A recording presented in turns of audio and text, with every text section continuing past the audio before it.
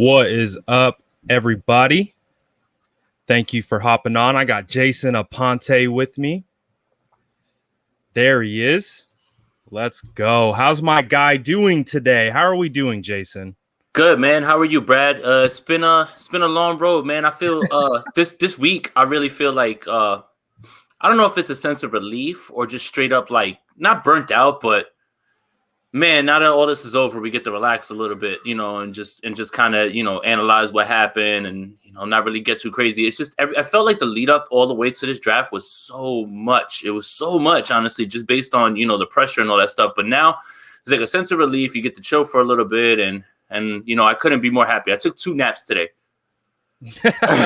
My guy's rested. He's ready to go.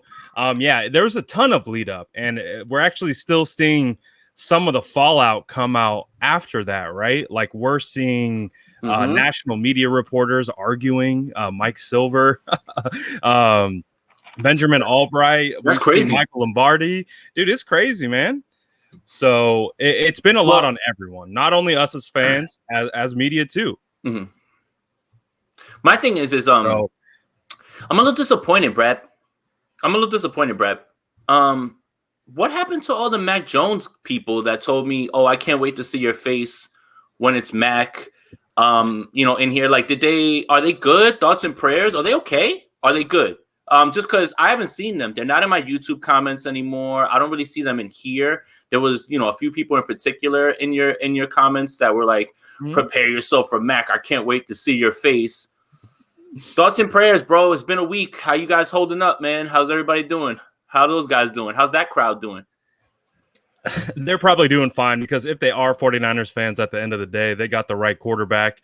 They didn't get Mac Jones. Mac Jones, unfortunately, isn't the guy that really shouldn't have been even elevated that far up anyways.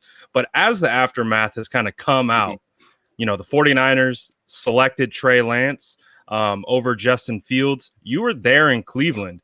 Tell me what it was like being there, where the draft was being held, and did you run into other Niner fans? Like, what was the vibe like out there? So it's funny because, while we had trollers inside the 49er fan base, it seemed like the NFL fan bases were also thinking the same thing. So I get off the plane, I'm wearing my gold jacket, and someone walks up to me and they say, "Hey, happy Mac Jones Day." And I said, "No, not going to happen." I was just like, stop. And they were like, "Well, I hope not." I'm like, "Well, you don't have to hope. It's no. The answer is no." But I think that when it was Trey Lance, because I did run into a few 49er fans, they were excited. A lot of them had the same sentiment that we did. It was just straight up like anybody but Mac at 3. I think that because we were in Cleveland, when the pick came across in Ohio, those people were upset because they are big Justin Fields fans over there. And that's right. Ohio State. Right. When it got to a point when Justin Fields was sliding down the board and Justin Fields was going, we sat with a group of 49er fans. When Justin Fields got picked, we got up and applauded. Like, we were happy, for him to go to Chicago, and we wish him nothing but the best, honestly. But, there were a group of them that were like trying to take a video of us like, "Oh, y'all are sick right now." And we're like, "Look, we didn't make the pick. We wanted him, but we're happy for him too. We also want to see him succeed no matter what." But no, honestly, look, the vibe was crazy. Cleveland was an amazing town. Honestly, they did an amazing job with the experience at the stadium, with linking with other fan bases, and you start to see these super fans, right? Like, one guy is walking around with like the Texans like whole logo on his head. Another dude is like dressed to the T as a Dallas Cowboy. It was awesome, man. It was just an amazing experience. Next year in Vegas is going to be so insane, honestly, man. I get nervous because, here's a quick story. Getting to the airport, my flight was at 6 to come back on Sunday. Needless to say, I was a little hungover, is the word. Partying a little too much. Yeah, so I can't imagine Vegas will be anything, short of craziness. But honestly, this was an amazing experience. You got to meet a bunch of people that you look up to in the industry. You got to, meet a bunch of fan base, people from the fan base. And it's just another notch on the experience belt. Honestly, we're able to do something that I dreamt about doing when I was a kid. Yeah, absolutely. So that's awesome that you got to experience that whole situation live and go through that whole process.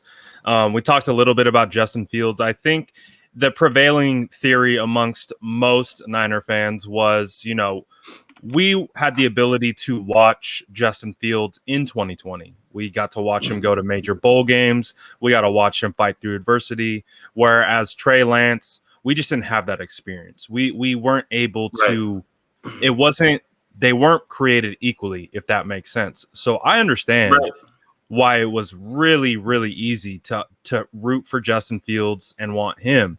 But now that Trey Lance is the pick and he's our guy moving forward, the future of the franchise, and the dust is settled. I know you've probably gone back and watched some of the tape and got back into it.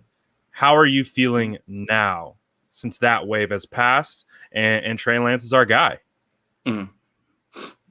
Yeah, I mean, honestly, so like I said, when I started my quarterback evaluation process, it started with Trey, and I fell in love with him immediately, right? It's not until I got into Justin Fields' tape that I started to say, okay, now this is really who I want, just based on, the games that he had been playing in, and you mentioned it. You're talking about a guy who played last year, played at a high level, played in bowl games, played through injuries. So, I became enamored with Justin Fields, but that never changed the way that I felt about Trey Lance, right? I'd say the only thing that's really changed now is that the more that I watch him, the more I feel less that he needs to immediately sit. I would like for him to sit, that's fine. If that's the case, that's cool. But I don't think it's like a straight up he needs to sit type thing. I don't know if it's straight up that. So, yeah, I think what I learned was the kid, does all the things that I liked. Honestly, let me put myself back on Wi-Fi because I think I'm going in and out. I think that when I looked at Trey's tape now, I saw all the things that I saw before, but now I really get an understanding of what Kyle wants him to do and what's going to happen with him going forward. And I feel much better now about it. And I think that, now I get exactly what Kyle was looking at. Yeah. And exactly like you said, I think most people who were evaluating these quarterbacks to truly try and understand, anyone who watched Trey Lance, I'm not sure I heard anyone watch Trey and come away and be like, you know what? I just don't like what he does. Like what he puts together. We don't see it translating to the NFL. The only thing that it kept coming back to was no 2020 tape. And he was 19 years old the last time we played. So a lot of that played into a lot of the Fields talk because we as outsiders, we don't have that same information that they're working off. We're not at those pro days. We're not having those conversations. And what it seemed to come out of this process was they were blown away by the person, right? Things that I say this to you all the time, right? Scouting integrity is the hardest thing to scout.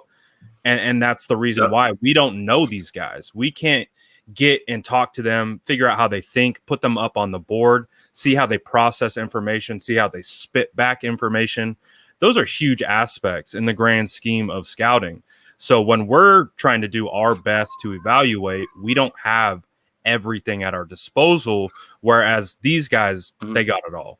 So clearly, and what's came out from that situation was they were really blown away by the person, the intelligence, the character, the integrity, all of those things combined with him being 20 years old and just like he's basically this crazy, they say, in the scouting community, body beautiful, like he's built the right way. He's got the throwing motion and he's got all of that. So after that process has gone through, like, I think we can all get behind it and say, like, we understand why they went with this pick and now get really, really excited about it because we know there's no more guessing. It's no more, is it Mac? Is it Justin? Is it Trey? We know now. So now we can put our heads in the right position and start visualizing how this team is going to look in the future, right?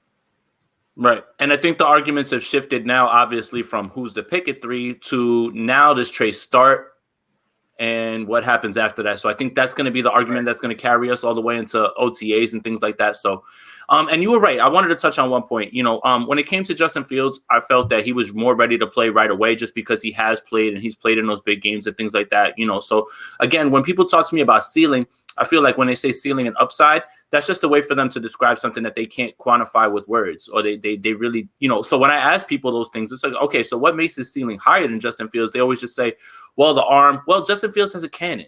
Oh, well, he's fast. Well, Justin Fields is really fast too. So it's other stuff, right? So I think it's the other things that you touched on with, like you said, the person, the intelligence, calling out protections, running Shanahan concepts and running them before he had to install them for him in a pro day. He ran them at NDSU. He ran a pro-style offense. You can point to the competition, but those throws are big boy throws that I don't think anybody, whether the competition is there or not, would be able to stop. He's hitting leak concepts that our quarterbacks on this roster, all three of them last year, couldn't hit.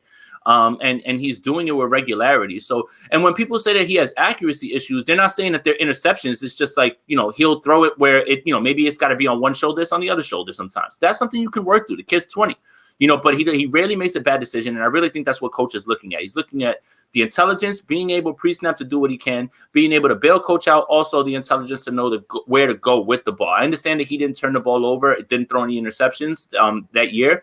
But when you go back and you look at the film, some of them were dropped. So that's the context that you miss the context that you miss when you just look at stats. So, but I think all of those things combined is what Kyle was enamored with, and I really like what John Lynch said at the press conference about, I always wanted Trey, but I never wanted to tell coach because I didn't want to pollute the process. I believe is what he said, and I thought that was really cool. And so when he said, "Hey, you ready to take Trey?" Lynch was like, "Are you serious? That's what I wanted all along." I thought that was pretty cool too as well. So I think after the press conferences started to happen, we started to learn a little bit more about the process, and it makes you feel better about it because coach really dug in. He talked about going to Cabo and watching film for hours and hours and stuff like that at a beach house, which is like a major flex. Oh, I went to Cabo to go watch film. Right. I was like, just to go watch film. I was like, right, you couldn't just do that at home. But yeah, I mean, honestly, yeah, I think that it's gonna be that's gonna be fine, and I like the process that they went through to get to him. Yeah, absolutely. And I think 49ers fans can feel comfortable, at least from the intelligent standpoint, intangible standpoint. I mean, he's built the right way. So it's not like we have a guy that has a ton of questions or anything.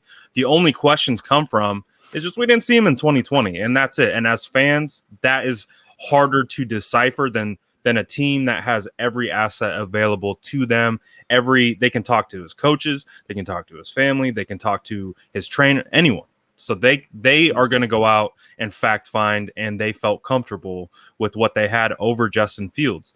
And so with that being said, and landing on Trey, and we're both really excited for what Trey could become, especially with Kyle Shanahan. How do you feel? You touched on it earlier. How do you feel about Trey Lance starting week 1? Do you think that's going to happen? How do you envision that process from here until week 1 going? Oof, this is going to be an ongoing thing, right? And I think that here's the problem with all of this, right? So, Jimmy Garoppolo makes what amount of money, whatever it is. We don't have to really keep talking about that. But here's the thing. Here's what I fear with Jimmy Garoppolo. Maybe this fuels him and he goes out and he wants to show the world that, he's a baller and basically find his way on a new team, right? Maybe that's possible, right? Here's my fear though. If he starts, okay, because I don't think you can bench him outright because that's a $26 million backup. Doesn't make any sense, right? But here's the problem. Let's say week 1, the game is in Seattle, right? Because we know the schedule comes out Wednesday. Game's in Seattle week 1. He airmails a throw. He underthrows somebody. Maybe he comes out and struggles. The Lance crowd starts to beat the drum. It starts to get louder and louder and louder. And he's going to have to sit there and stand in front of his locker or stand in a press conference and answer questions about it. Kyle's going to have to answer questions about it. When is Lance ready to go? Are you thinking about making a move, right? So here's the part that really worries me. It can go one of two ways. Jimmy Garoppolo can take this and go ahead and use it as a way to just say, you know what? F the world, I'm going to go crazy on them. Or if this sort of pressure starts to, weigh on him a little bit, especially if in a big game he doesn't perform, or maybe the team doesn't get off to a good start right off the bat, then that only gets louder and louder and louder. And honestly, from all accounts from Trey's people is that they have no inkling of an issue with him learning this playbook. I mean, obviously, what are they going to say? But I think the intelligence part is what you talked about, right? So he runs all those concepts. It's just the verbiage. And there's a video floating around of coach calling a play. It literally took him about a good 5 seconds, 7 seconds to run through every single word of what it was, you know, and that's the type of stuff that you need to look at. When people say the offense is complicated, it's complicated in its verbiage. That's the thing. So yeah, I just, my fear is that this competition, it can either spur Jimmy Garoppolo into playing better, or it can be a detriment to him and the team and have this hanging around as a discussion point every week, you know. Oh man, should you play Lance here? Oh man, you know, Jimmy struggled. What are you going to do next week? Those sort of questions are going to happen the entire time. So I just suspect that this is long from over. And when training camp starts, once those videos start to come out of Trey making an amazing throw or making a crazy run, then people are just going to take that and run with it. And you know, as Michael Lombardi says, the outside pressure, you know, we did it. We stopped them from getting mad because they listened to us in the front office. So right. Yeah, we did it. We did it. We did our job. So yeah, you know, so if we start to beat the drum for Lance, then coach is going to say, you know what, the fans want Lance, let's do it. You know, so but right. Yeah, I just envision this. This is the beginning of a long saga, honestly. Absolutely. And you detailed how it could go for Jimmy. And, you know, if things don't go as well right out the gate for Jimmy, it could be a long season for him. But I can also envision a scenario where, guess what Jimmy's been doing for the last 4 months? He's been sitting back, working out, watching Twitter, watching the headlines, watching his coach tell him, oh, he's our guy, he's our guy, after every single time they go out and flirt and trade with someone. Then they go up and trade to 3. Then they grab the quarterback of the future, right? He's the franchise. Jimmy, we used to call Jimmy the franchise. Well, when you draft a young quarterback at 3, he's immediately the franchise. That's how it works. So there is a world where Jimmy is sitting back watching all this play out. A trade didn't work out or facilitate to another team. He's coming back to this roster.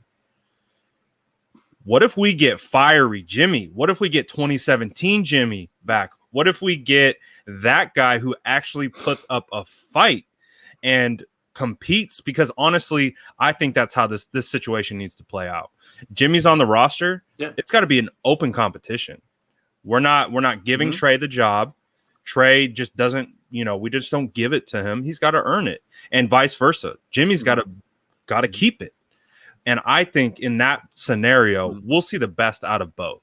I think we'll see Jimmy elevate his game, and I think we'll see Trey Lance elevate his game, because if it's a true open competition, there's nothing like competition that elevates, you know, performance, execution, things like that. So there is a path where maybe we see a fiery Jimmy who comes out and just blocks everything out and just takes off, and then Trey sits for a little while. But I think the point is true. Let's say Jimmy comes out, he plays well, and he plays good enough to hold on to the starting job. It's what happens when he throws that first interception. It's what happens when he fumbles, misses that first read. It's just going to be a tough situation amongst 49ers fans, because clearly, like we said, you draft a quarterback at 3, that's franchise now. So everyone's just waiting. Yeah. So it's going to be an interesting season. It's going to be an interesting season, but I think I think it is beneficial to both Trey and Jimmy to have an open competition. What are your thoughts on that? So one more thing, too, that's kind of interesting is I think we kind of know with the small time that Jimmy Garoppolo is here is he's not a practice player. He's a gamer. So in practice, if this is what we're going to base the competition off of, that could be a problem, right? And I'm not just talking about the 5 interceptions right before the Denver game type thing, right? Like, I'm not talking about that. It just seems like Jimmy isn't as good of a practice player. He's just like, when he's up on Sunday, he's a gamer, right? So what is this competition going to be based on? Is it going to be based on what's going on in training camp? Is it going to be based off our preseason reps? So that's really what we need to start to think about. So if it's based on practice stuff, Trey has a really, really big advantage, I think, in that regard, because Jimmy isn't he's more of a gamer than he is a practice player. So, but if it's during, if you're going to go by preseason games, it depends on who's going to get the snaps. It's just going to be super interesting. And I feel like it's going to be fluid. If the kid starts to take off immediately, they're going to start to put more on his plate. If Kyle feels like he understands, they're going to put more on his plate. And when we talk about this stripped down offense that Jimmy Garoppolo has been operating, Trey Lance can operate that, because they're just going to run the ball 30, 40 times and get him open with play action and get him going. So it's really funny to me, because everybody thinks that they're just going to give Trey the whole Shanahan shebang. I don't think that's what's going to happen. I think you're just going to see him get a turbo package of what this stripped down offense has been for all three quarterbacks, not just Jimmy Garoppolo. I'm not trying to, take a dump on him or anything like that, but everything has been pretty much just straight up off bootlegs, play action, things like that. Trey can do that. There's guys wide open all the time. That's what he's great at. Right. And most of the time, the first read is the one that's open. So you're not really asking him to go through progressions. Like, it would be a mistake for you to throw Trey in and just spread everything out and just say, go through your reads and hit guys open. That's not how this is going to run. So Shanahan's going to push his offense towards Trey if he is the starter week one. That's why I really don't have many concerns as far as him starting week one, because I know that coach is going to put him in the best position to win. You're exactly right. And there is no rush. There is no need to push Trey into the starting role. Let him develop on his own time. He's 20 years old. That's why you drafted him. You drafted a kid. Again, he's still a kid. I could not imagine going into the NFL at the age of 20. I just can't. I was still playing college ball at the age of 20. Like, I can't imagine being the third overall pick, having the weight of the world in a franchise on you as a kid from South Dakota or wherever he's from, but he played at North Dakota, to then go to one of the all-time greatest franchises in sports history, the San Francisco 49ers, with great legacy at that position. So I think you're absolutely right. There's no need to rush him in. There's no need to push him to the front. Let Jimmy and him compete, and we'll see what happens in practice. But we could see a scenario. I don't know if you remember when, Russ came into the league and they had Matt Flynn, I believe it was, in Seattle. They paid him a bunch of money as the veteran to come in. Remember, he threw 6 tutties in a game, and they let him run over against Detroit, I think, or something like that, when he was with Green Bay. And then he goes over to Seattle, and they draft the kid out of the 3rd round. No one's expecting anything from Russell Wilson, but Russell Wilson's built different, and we know that. And so when he showed out in preseason, they said, that's it. That's enough. That's good enough for us. And I believe even before that, I think Matt Flynn might have been with the Raiders, or I forget who the Raiders coach or quarterback was, might have been Schaub. But Derek Carr, when he came in as a 2nd rounder, he won the job in preseason.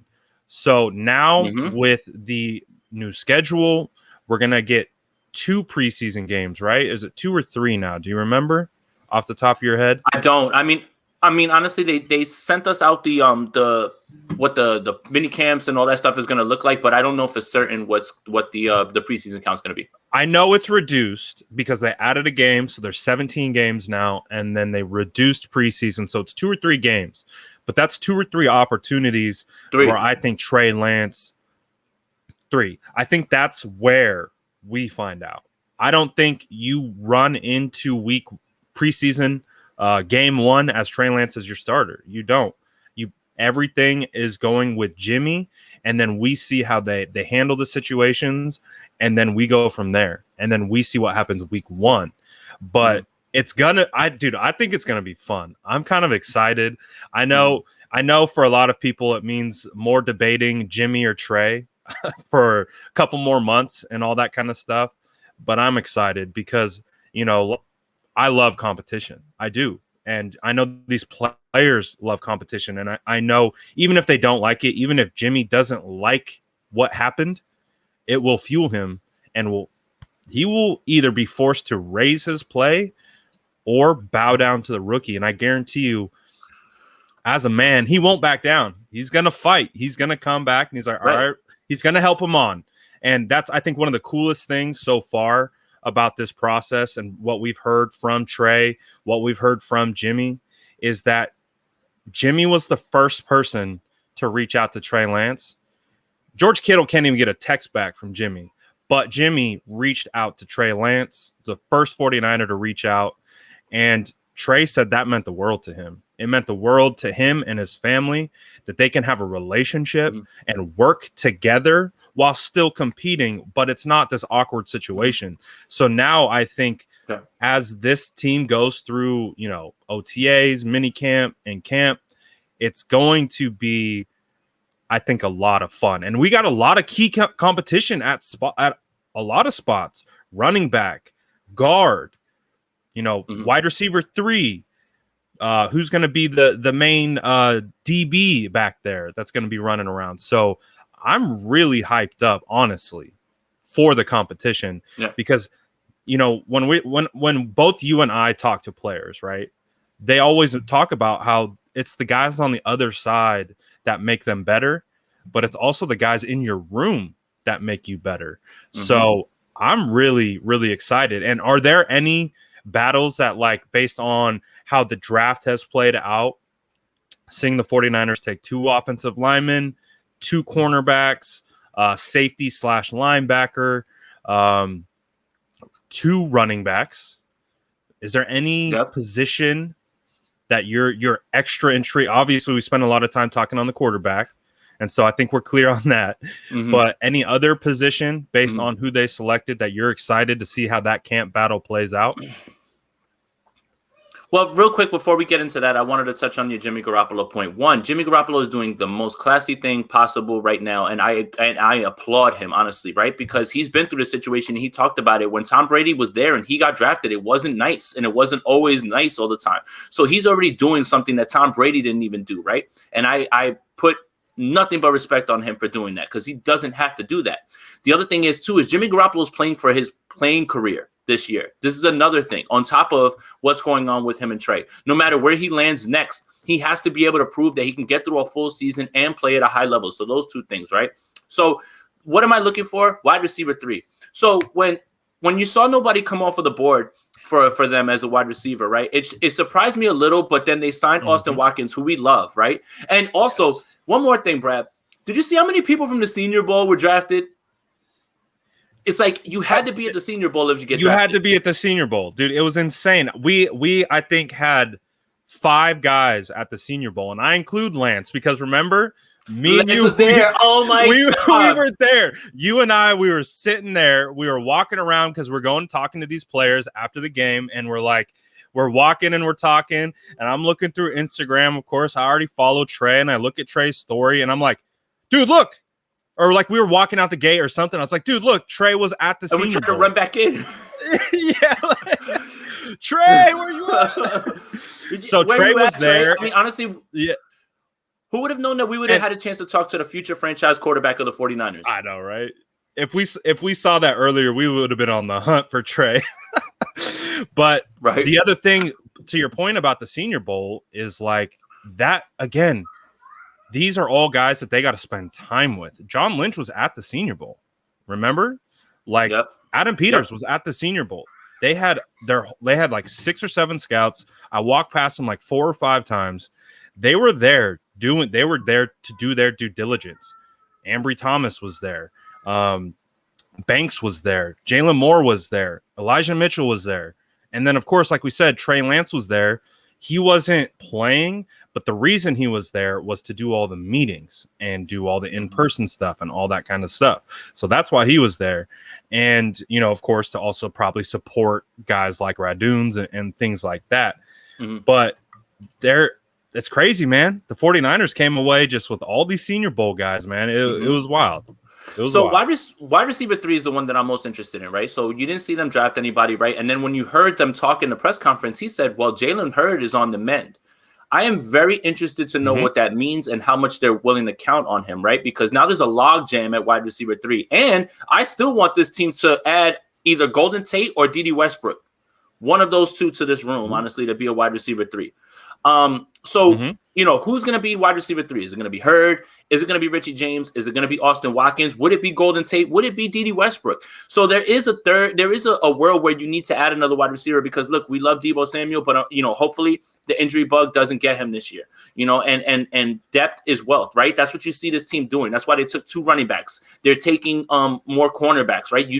You heard Coach talk after the draft about how we can't let this happen again with all these injuries. So honestly, and they talked about avoiding players with injury history as well. Injuries, right? Mm-hmm. So I mean, the thing is that you get yourself a wide receiver 3 who can sit in the slot. So that's either, like I said, Golden Tate, Dede Westbrook. Those are guys that you can have for almost nothing right now. Now that the free agency market is kind of dried up, and then you're talking about throwing Austin Watkins into it as well too, who. That's my prediction to actually win this job. I know the kid once we got a chance to, watch his interview with Javi on the 4th and Goal podcast.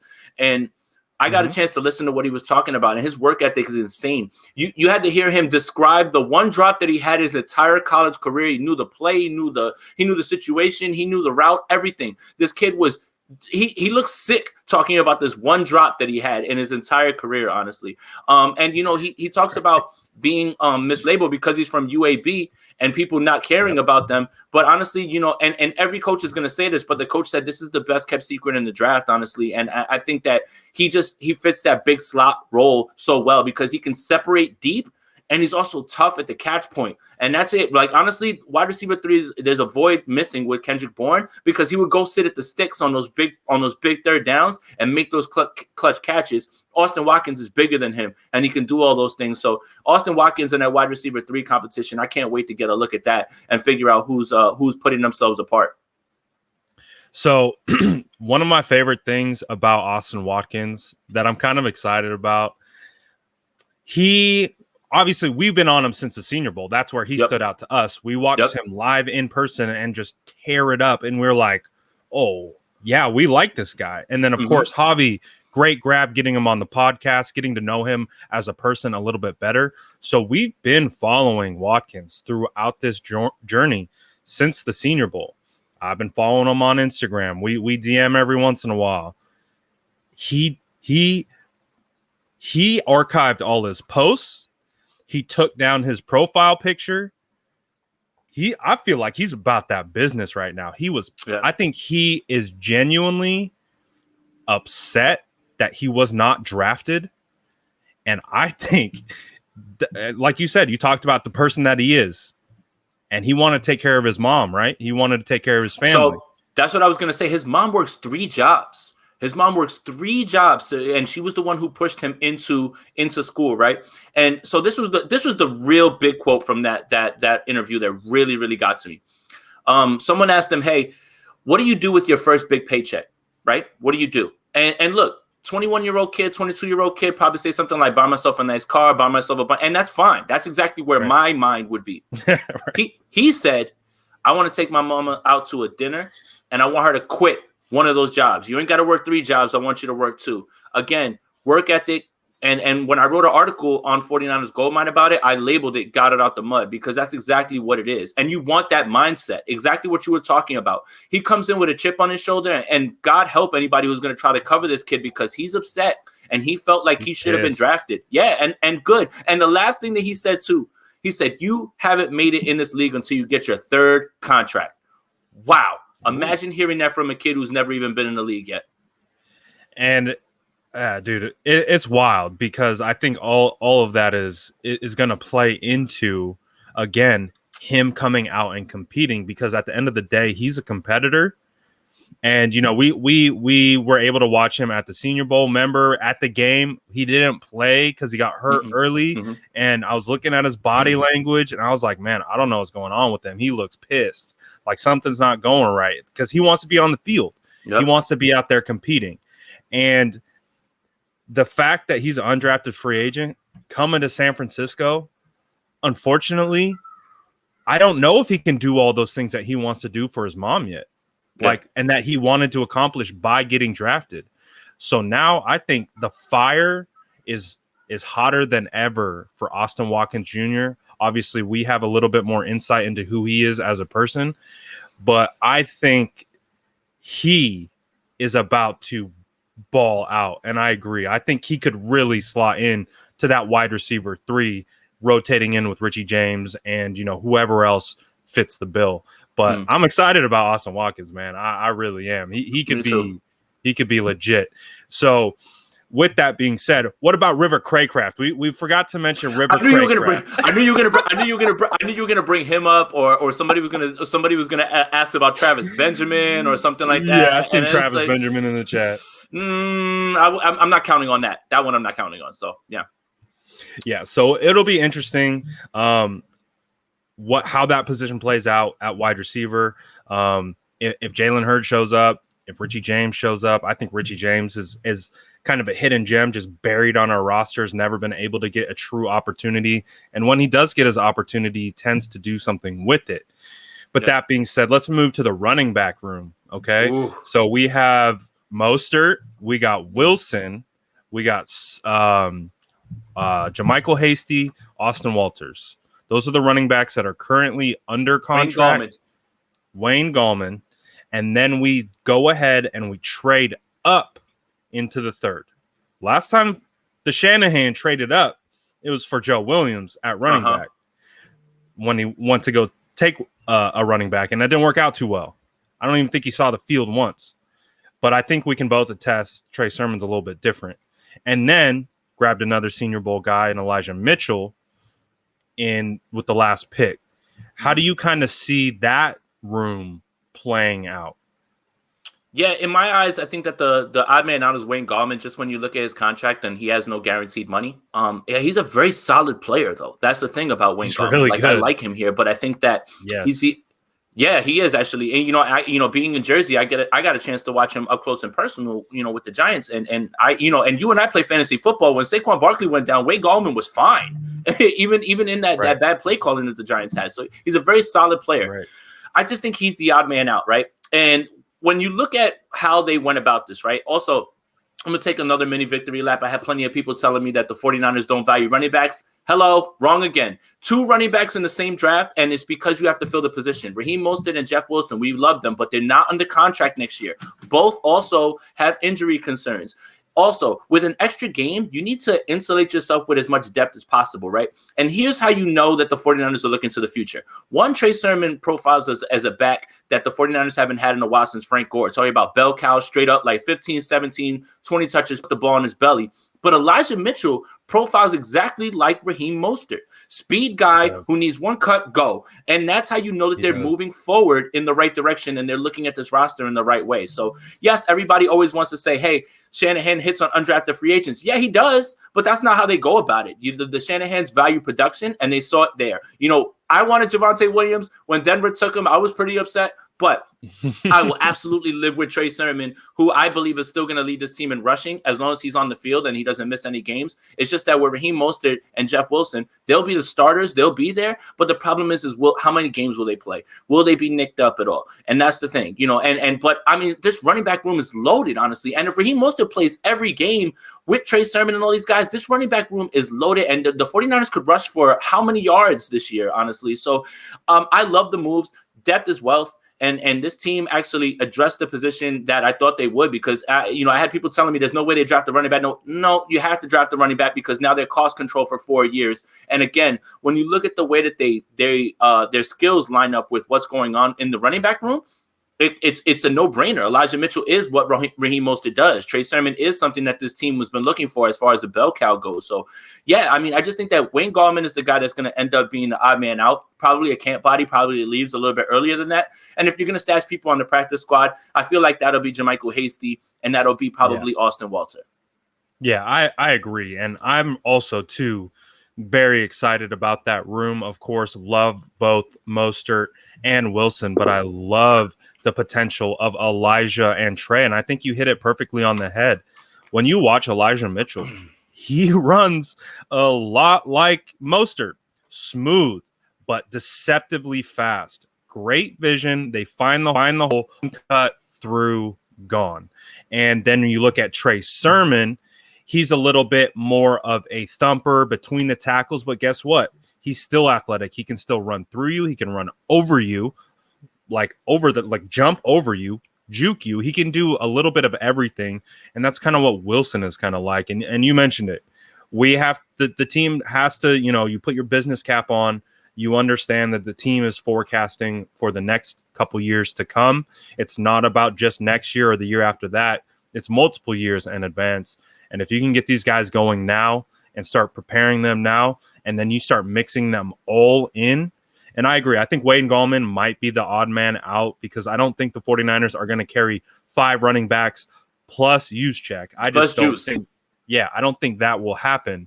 So based on that, it's just a numbers game. But the competition in that room is going to be crazy. This is the deepest I've ever seen the 49ers running back room, I think, ever. I mean, when you look at the potential of healthy Mostert, healthy Wilson, plus you add Trey Sermon and Elijah Mitchell, someone I loved from the Senior Bowl, you can totally see how if all these guys stay healthy and we get back to running the football, which is exactly what Kyle Shanahan wants to do anyways, right? We just punch guys in the mouth, and it's Mostert, Sermon, Wilson, Elijah, and just back to back and different personnel groupings and all this different, like you can do all different kinds of things with all these different kinds of guys. So I'm really excited. And again, of course, it's security, it's depth, it's everything that the 49ers need. So honestly, I feel really, really good about that. And then a perfect segue and transition to the 49ers. They invested in the offensive line. And I talked about this, I felt like almost every show when we were discussing that, is because I always felt they should bring in another offensive lineman. Even as a huge Dan Brunskill fan, he's on his last year of his deal. He got tendered. He becomes a free agent, I believe, next year. Laken Tomlinson hasn't been extended yet. So, and then you see the moves in the draft. So now, again, back to building for the future, not just this year. You can start to see that playing out. And when they traded, I want to know your thoughts, first of all, your feelings, first of all. When they were sitting there at 43, you got Azeez Ojulari, you got Trevon Moehrig, you got a ton of studs sitting there, and they traded back for an offensive lineman. No cap. Tell me how you're feeling. All right. So first initial, why? Like, oh no, like, but I see the vision, right? And you talked about it. So this entire draft showed you that the Shanahan's going right back to what he wants to do, and they're going to go straight back to bully ball. That's it. And that's what I'm talking about with Trey starting week 1. It doesn't matter if Jimmy's starting week 1 or Trey's starting week 1. This team is going to run the ball 30, 35 times, and you're going to have to try to stop that. Godspeed to you now. So the part that I get enamored with when it comes to starting Trey at week 1 is, again, we talked about it. Those RPOs, right? Ball in the belly of Mostert. Debo's running this way. Now the linebacker has to sit because you're attacking all 4 principles. Could it be Mostert? Could it be Debo? Could it be a pass, or could it be Trey taking the ball and running with it? By the time that linebacker deciphers that, Trey's already passed him up at the second level. So this is what I'm talking about. The 49ers are showing you 2 things. Protect the franchise, and 2, we're going to get straight back to running the ball down your throat, honestly. Godspeed to you trying to do that. So this entire draft showed you that this team is going to go right back to what they want to do, and it tells you their strategy moving forward. So they're not going to drop Trey off and just spread everybody out 4 wide and just say, go make your reads. No, this is going to get right back down to basics of we've got tackles. Remember the Minnesota game? Remember that playoff game? That's it. That's what we're going to. That's it. Tackles and guards who are going to be able to move out on swing moves and get out there and get in front of people. And now you've got the running back room and the offensive line who are, now Banks is young, so is Moore. Now you've really made yourself in a position where you don't have to start Tom Compton in case things go bad, even if he's on the roster. And like you said, we love Brunskill and everything, but when you take Banks in the second round, that's kind of indicative of how you really feel about him. And it would be hard for me to say that he's not going to start at this point, unless Brunskill just is crazy with it in training camp. It's just the investment is too large into the lineman for him to, we love Brunskill over here, but the investment is too large in Banks. And honestly, Banks is so good in pass pro, honestly, too. I thought that was something that was a knock in his game, and it's really not. But when I saw you say, I love the Banks pick. I was sold, Brad, because I know that you know your O-line play, and that's the one thing that I learned when I first met you, honestly. So when you said it, I was like, I'm sold, man, because I believe in your evaluations, and you really know what you're talking about when it comes to that. I'm not gonna lie. When they made the trade back and selected Banks, I was like, what? I was like, what did we just do? I was like, I'm so confused. What's happening? Why are we doing this? Why did we pass on these guys? Why did we give the Raiders Trevon Moehrig? I was like, my head was going through, like, I was like, oh my gosh. And of course, I hadn't scouted Banks. Like, my fault, admittedly, I didn't know who he was. Like, I get questions like that all the time too, and I just say I don't know, bro. Yeah. Like, I'm gonna look. And that was it. Like, and me and Jordan, when we were doing the show, we were preparing for it. We were like, they're gonna take someone that we like aren't expecting. They're gonna take someone that we haven't watched because they do that all the time. It happened with Joe Williams. It happened with CJ. It happened like they consistently find gems, and sometimes it works, sometimes it doesn't. And so when they made the Banks pick. And again, being an offensive lineman guy, loving offensive linemen, knowing we needed more offensive linemen, I was like, what did we just do? It's like, who? And so while we were doing the whole, coverage, I threw on the tape because I had to know. I needed to be able to know who this guy was and talk about him. And it took maybe 3 or 4 plays for me to understand, like, oh, I know exactly why we took him here. And then after 1 or 2 games, I'm like, oh, why wasn't he a first round pick? And like after 4 or 5 games, I'm like, did we just draft a future all pro? Like, honestly, like, and that was my progression. It went from upset, why, how come, to this might be the best pick, arguably in the entire draft, based on the value, based on trading back that allowed you to land Trey Sermon. And he replaced Quentin Nelson. That's no easy, I think we all understand that Quentin Nelson's the best in the game. And I'm not saying that he's going to be like that, but those Gold Domers, man, it seems like the 49ers have an affinity for them. And, I don't know if this, I don't know. Maybe I'm just like, now I'm back to the tinfoil hat stuff. I don't know if this is really to like really help Mike McGlinchey too. Because then you get 2 guys who are, remember, when you go to Notre Dame, you have to be smart. That's not negotiable. Like, you have to have a high GPA. They're not going to let you play. They don't let you skate on that type of stuff. So they're all smart guys over there, and I don't know if maybe the Notre Dame connection would be something that is going to, look, again, we love Mike McGlinchey, and Mike McGlinchey just, when he makes his errors, he makes them in the biggest moment, right? And then it gets magnified. But, I have issues with the way that he goes about sometimes his press conferences talking about, well, I had a good game today. Well, yeah, you're supposed to have like a good game a lot of the time. Like, it's not supposed to be like, here and there. So my thing is that maybe you plug them both together and you have them next to each other, and it invigorates Mike McGlinchey too, who, just got his 5th-year option picked up as well too. So, I mean, I went through the same emotions of, okay, now I don't know who this guy is. But then, like you said, when you get a chance to watch him, you're like, oh, man, he's moving guys off the spot. He's really athletic. And the pass pro thing, man, it's really good because people, like, you understand, if one guy is lacking in pass pro on the line, then the whole side can go down. And that's the thing, right? The whole line fails if one guy fails. Right. So if you shore up that right side, man, things get a lot easier, for Mike McGlinchey and for whoever's the quarterback that's going to be starting week 1. Yeah, and I'm really excited again because at the end of it all, like if Trey Lance is to start, if Jimmy Garoppolo is to start, we all know that we're going to get the best out of them if we're running the football and we're executing play action. And we can't execute play action if we're not running the ball.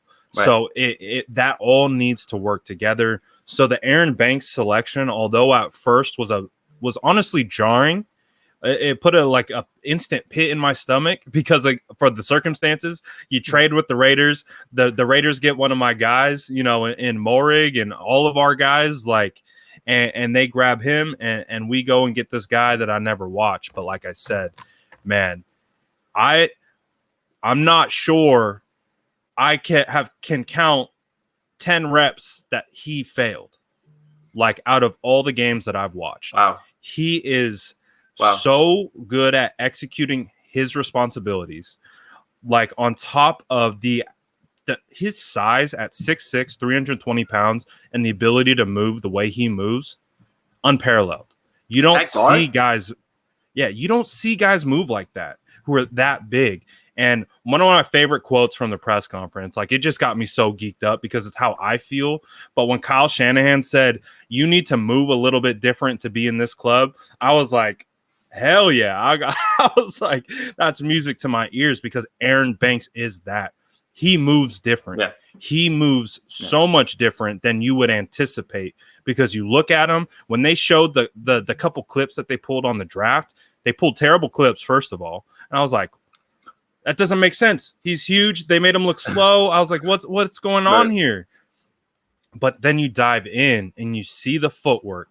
You see the base. You know, some of the things that we have noticed with McGlinchey, and McGlinchey struggling when it comes to pass protection and things like that. He's struggling with his feet. He's struggling with his depth. He's struggling to anchor. He's struggling with his technique and foot placement in pass protection. And you look at Banks and you're like, oh, he's got that. He's really good at that. And arguably his best trait are his feet for his size. And so I'm really excited, as you can tell. Really excited. Went from really distraught to really excited, and not very much time at all. Right. The other cool thing too about him, this dude had like 30 offers coming out of Alameda. Like he was a guy. You know, it's not like Alameda here in California produces a ton of D1 talent. Not Lineman City. No, it's not. And so this dude had like over 30 offers. He's one of the top prospects in the country. Goes to Notre Dame, balls the hell out. And, he's a guard. So they just kind of float under the radar unless you're Quinn Miners with your belly hanging out and doing all those kinds of things. But he just kind of floated under the radar. And then once you take a look at the tape, blown away. So then it translates into, again, run game, play action. That helps the quarterbacks, helps the running backs. It helps everyone. So understanding, and of course, they also drafted Jalen Moore, the Western Michigan guard, who was also at the Senior Bowl. And you watch him, it's the same concept. Big guy who moves extremely well for his size. And as a former offensive lineman, that makes me so happy. It makes me excited because I see the potential and why they took these guys. And like we talked about, forecasting, maybe they're the future left and right guard of the San Francisco 49ers. We'll find out. But again, great competition in camp. That offensive line is only going to get better. Alex Mack, he's getting long in the tooth, as they say. So you never know. He could go down with the injury. One of these, Brunskill might have to slide down to center. You just never know. But what we do know is that the 49ers have done a great job building out depth in all these. All right. Focus is telling us to go check out Aaron Banks' story right now. Since we're talking about Aaron Banks, literally, I will and see what happens. On another phone? Two phones. Two phones. So Banks is just pulling up to Levi's, but it's okay. It's dope. So go ahead. What were you gonna say? No, you know what's funny, and this is my first year doing like straight up draft evaluation, right? And the draft starts in Mobile. Isn't it funny how all this happened, man? Like we were out there, and then all of this. This is where we started to look at these guys and everything, and then you realize how many of these guys actually made it, to get drafted, and how important the Senior Bowl was to everybody's evaluation because there was so little tape, throughout the year. I just find it crazy that my first year, not yours. My first year, doing this, it came from there and it ends with the draft. That's why when I say I feel a little, not worn out, but just like, okay, now this is done, and we went from, hey, who are we looking at? Worn out. Right. I feel like, hey, we were at pick 12. We're like, all right, who are we getting at 12? And then things went into hyperdrive when they traded up to 3. And, this draft process has been so I don't think we're going to be able to have a draft process like this again. I don't suspect the 49ers going to be picking at 3 for a long time. and all of this stuff, with COVID and with what happened with the year before, made this the most interesting draft in such a long time. That's why this was the second most watched draft in the history of the NFL, right? And that's why the NFL implored the 49ers to stay away from giving up, who they were going to take at 3. And it's just, I'm now that I'm looking back at everything and the events, right? Like starting from there all the way through, this process has been long. It's been fun. Wild. I'm not going to lie. It's been fun. It's been wild. But yeah, like when I got back Sunday, I slept the entire day. I put my phone on do not disturb, and I just was like, I'm going to sleep. This is it. Like we'll get right back Monday in the saddle, and we'll get back to it. But man, a lot of work put in, and I just want to say, we did it. You did it. I did it. Everybody who was invested in all this stuff. Yeah, we made it. That's it. And then that Sunday was the Sunday that we didn't know if we were going to be alive, and we made it past there too. So I mean, this entire draft season. Yeah, this entire draft season has been a blast, honestly. And I don't think that we're going to be able to duplicate this because the 49ers are not going to be in this position again to be picking at 3. So it's yes, we're tired, but I'm also happy that the journey happened, honestly. And I'm happy that we were able to go through this, honestly, because I learned a ton about scouting from you, from everybody else, and how things go. And this has just been a blast, man. It's just, pardon us if this week we're just like light on concept because we're just like, oh man. I'm glad I'm not the only one that feels that way, because obviously we were doing live the entire draft, back-to-back 5-hour lives on top of doing lives before those lives and doing all that stuff. When Sunday and Monday hit, dude, I swear to you, I was like, I've never been this exhausted in my life. I'm still having a hard time. Like, I'm trying to wake up in the morning. I'm like, why can't I wake up? I feel like it's like my brain and my body had been preparing since the Senior Bowl, and it's been like a gap that's just been closing and closing and closing until you got to the draft, and we made it. And now it's like my mind, like, I think just was like, all right, I need a break. Like, you've been taxing me the hell out, but it's been a while. It's been wild. We made it, man. We made it, dude.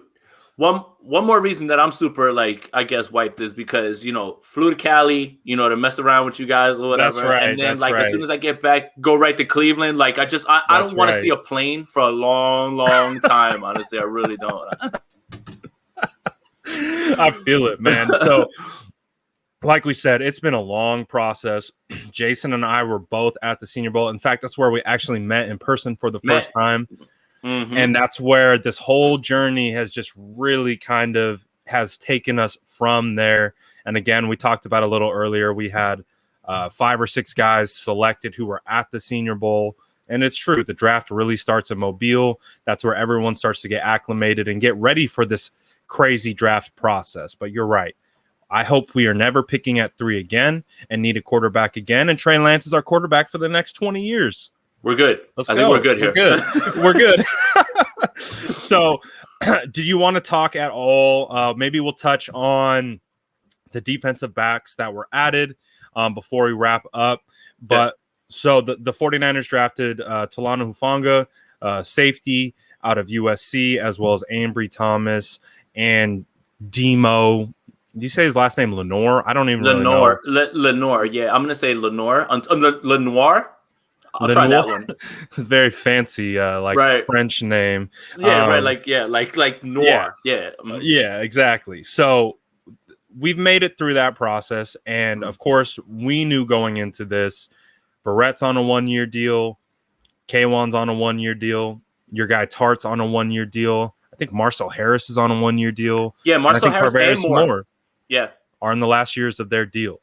So the 49ers go ahead and they grab 3 defensive backs. What are your thoughts on just that whole process? Do you like the guys? What are your initial feelings? So Ambry Thomas is a good pick. He profiles as almost like a Witherspoon type. He's 6 foot. The one thing that I do like that he adds is the kick returning stuff, which is, I think that's something that the 49ers need to address, and that's why I wouldn't be so opposed to Richard Sherman coming back, because that he can teach Thomas how to play in the scheme. And also, we know Sherman's one of the smartest guys who's ever played football. So, I mean, it wouldn't be a problem to have him come in and coach up the cornerbacks, because the cornerback depth was an issue, right? Once it's past Jason Verrett and Emmanuel Mosley, who's there? Tim Harris. Like it's not really much there. Dante Johnson, right? So, I mean, not that they're not trying to downplay them. I'm just saying you needed to add the depth. And one more thing that I want about Richard Sherman coming back also, too, that people aren't evaluating. Let him talk to Trey about looking at defenses and what they should be looking at, honestly. He has a wealth of knowledge when it comes to that stuff. Why can't he just sit in the room with Trey a little bit and say, look, man, this is what we're looking at here, here, here. I think that that's the part that people are missing when it comes to that. But when you talk about Ufangu, am I saying his name right? I just want to make sure. I gotta work on this, honestly. Hufanga. I gotta work on it too, but I think it's Hufanga. Yeah.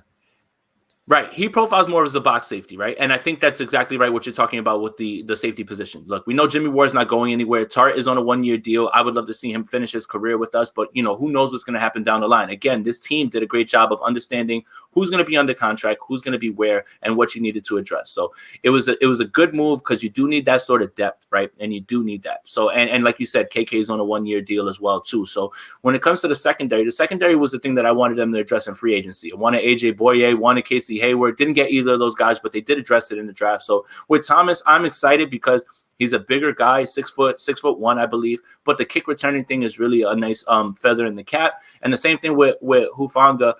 He's a hitter in the box, honestly. And that's I think that kind of tips off what D'Amico is going to want to do with Tart and Ward. They're going to be roaming the box a little bit more. You're probably going to see Tart blitz a lot more. You probably will see him maybe pick up tight ends like he did in 2017. So I think that's kind of showing you a little bit, tipping the hand of what D'Amico wants to do with this. It's not going to be straight up cover 3 anymore. Even last year, they moved away from it and they went to more man, a lot of quarters and stuff like that. But I think that this defense is going to be a lot more aggressive with who they blitz with, where they're going to come with, and where they're going to keep guys in the box as well, too. We saw it last year. Tarvarius got to roam the box for a little while. And now I think that's what they're going to really do with whoever is going to be, in the box, whether that's going to be Tart, whether that's going to be Hufanga. So I think that kind of tips their hand as far as what D'Amico is going to want to do. So excited for the depth. And I think that they were all great picks. Admittedly, I had to go back and look at, Thomas and those guys and stuff like that. But I like what I saw. And I love the idea of him bringing that kick return prowess that has been kind of missing from this team. So one of the things that I stumbled upon when looking into Ambry Thomas, Jim Harbaugh liked using him on offense. They liked using him on end arounds. They actually used him quite a bit and handed him the football. So, and like you also mentioned, he was pretty much the primary kick returner, punt returner, all those kinds of things. So clearly he's a fantastic athlete. And I think that's the biggest thing to take away is he's an athlete. And when you have athletes, you can bring them in, you can coach them up on the technique, on how to key, on what to read, those kinds of things. That comes with maturity and things like that. And again, to your point, maybe if you have a Richard Sherman in that room to help, again, bring these guys on, show them what to do on the field, on game time situations, all that kind of stuff. And who knows? And the point you made is who's behind Verrett and Mosley? And we're looking at Verrett, like we know Verrett had a Pro Bowl year last year and he stayed clean and he stayed healthy. But we know it doesn't matter based on your history or not. It doesn't matter. It's football. There's more chances of you getting hurt than not getting hurt.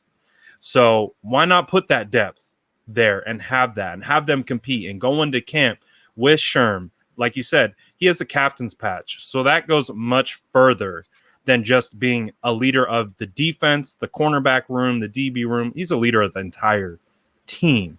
So I'm totally open to bring him back. I think it'd be a cool scenario to get Sherm back. And then also on top of that, Ambry Thomas, the athletic ability that he brings. And then you bring in Lenore, Demo. Honestly, when I watch the tape, I'm like, all right, there's our K'Wan Williams replacement. He looks built for the slot. Yep. He's a smaller guy, but he's gritty. You can tell he likes to throw hands. He's really good at throwing his hands on these receivers, playing press at the line, doing all those kinds of things. Got good hips, good movement. He's just smaller, and he's kind of like K'Wan. So just like the theme that we've talked about, Trey is kind of like why am I blanking on his Trey Sermon is kind of like I keep forgetting his name, the running back. Mostert, Elijah, Mostert, Trey Sermon, and Wilson. They're kind of built in the same mold, right? They're kind of built in the same mold. Then you look at Demo, and then you look at K1. They're kind of built in the same mold. You look at Mosley, you look at Ambry. They're kind of built in the same mold. So you're kind of seeing how they're playing this stuff out. And so I think it was a good situation where they bring in this guy who can come in and compete right away and bring great depth. And like you said about Hufanga as well, I think he's going to be in the box guy. Just like you said, he's going to come in. He could play linebacker. He could be like Flanagan Fowles, who was a safety. They moved him to linebacker, things like that. So you can kind of see how this team is getting put together and built, and all these pieces being added in free agency, in the draft. And now that you see the whole picture put together, how are you feeling going in to this season with seeing the roster constructed as it's been constructed? Yeah, I feel great. Honestly, they've addressed every position of need. You know, I would like to see them bring in one more wide receiver. Like I said, you know, Golden Tate, Dede Westbrook, one of those guys, you know, somebody that you can add in that has veteran experience and that if they're pressed into duty. You know, one more thing that I'm going to say about bringing in Golden Tate is he gets to see his best friend, Jalen Ramsey, twice a year. And who wouldn't want to see that, honestly? He's going to get a chance to lock horns with him as well. So, well, he'll get to see Russell Wilson, too, twice a year. And you know that story. Line, you kind of... Right, exactly. but you get to address everything, and you get to also put the league on notice on what you want to do. The draft kind of tips you off as to what the offensive philosophy is going to be this year, and what the defensive philosophy is going to be when you look at, you know, how they're trying to, you know, on the back end, you know, take care of guys as well too. So I love the draft. Honestly, it didn't really you know, register off the bat for me until, you know, you start to really sit there and you analyze this roster and you see how they went about it. I couldn't be happier, honestly, with this draft. Yeah, I'm really excited too. Again, obviously we've talked about the reasons why we are excited and going into the season. And now, you know, we have, I believe, the first round of off-season work is May 14th to 16th. So we'll get to see some visuals come out of that. We'll get to see some of these guys working for the first time. So it's going to be, you know, all things considered.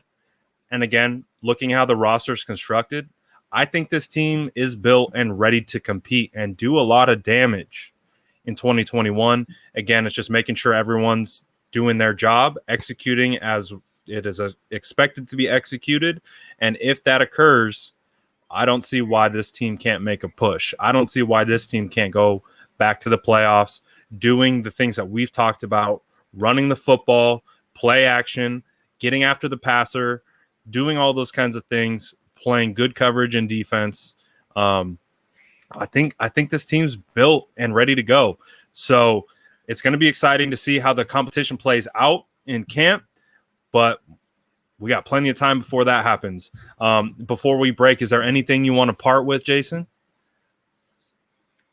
No, honestly, you know, thanks for having me again. You know, and like I said, you know, this experience was fun. It was something that I'm never gonna forget. I almost can't wait for Mobile next year already. You know, to get back and start all over again. But I do need some time to relax a little bit. You know, and then we can prepare our arguments for Trey versus Jimmy week 1, and we can get into all of that later on. But this week should have been more about reflection on the team, reflection on what everybody else is doing, what you're looking at from this team.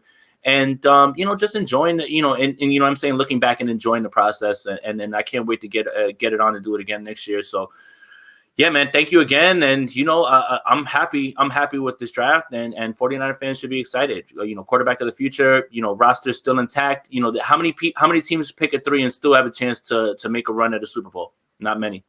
Not many. So you said it. We're going to take some time now to reflect, relax, recharge, figure out what the next storylines are so we can beat it into the ground and talk about that to death. But like you said, this offseason has been a lot of fun. You know, we've been able to, you know, meet a lot of cool people, connect, do a lot of cool things. And of course, just talk about the sport and team that we love, which is 49ers and football. So I'm excited to see how it plays out, and we'll have a good idea here in the next coming months But we'll still have plenty to talk about until then. So I appreciate you hopping on, Jason, as always. Make sure you follow my guy on Instagram, Twitter. You know where to find the mayor. If you want to help them find you, where would they find you? So, yeah, so you can follow me on IG. Honestly, with IG here, I just, I post 49er stuff, but I post more stuff about my daughter on Twitter at Jason Aponte 2103, and my YouTube channel, Jason Aponte on YouTube, is gonna have all of my content on there. So we're getting ramped back up, and next week we'll be back in the saddle. Hopefully, get some good roundtables going, get some good guests for you guys, and give you some premium content. Hell yeah. So make sure you're following Jason, man. He's always bringing it. And we'll see how this thing plays out in the next couple months, man. It's going to be fun. But thank you, as always, for hopping on, brother. It's been a blast. These past 4 months have been awesome. It's been great. And we'll see how the next 4 months play out. But I appreciate you hopping on. Yep. Thank you, man. I appreciate you, bro. All right, man. All right.